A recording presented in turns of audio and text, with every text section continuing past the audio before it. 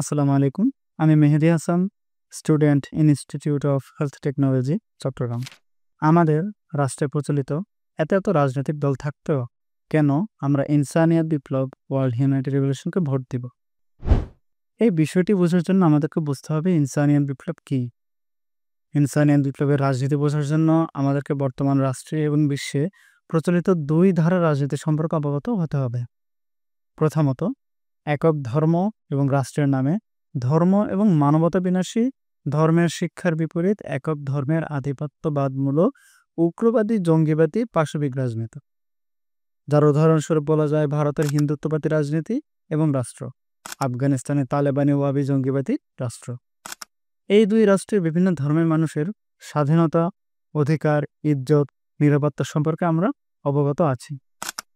এবং দ্বিতীয় ধারার রাজনীতি হচ্ছে ভৌগোলিক সীমার ভিত্তিতে ও একক ভাষা, বর্ণ বা লিঙ্গের ভিত্তিতে জাতীয়তাবাদী এক গোষ্ঠীর রাজনীতি এবং রাষ্ট্র, যা জীবন জগৎকে ধ্বংস করে এবং কুক্ষিগত করে, একক গোষ্ঠীর আধিপত্য বিস্তার করে, যার উদাহরণস্বরূপ বাংলাদেশে প্রচলিত রাজনীতির বিশৃঙ্খলাকে দেখানো যায়। এই গোষ্ঠীবাদী রাজনীতির ফলে আজ বাংলাদেশের মানুষের জীবন অতিষ্ঠ।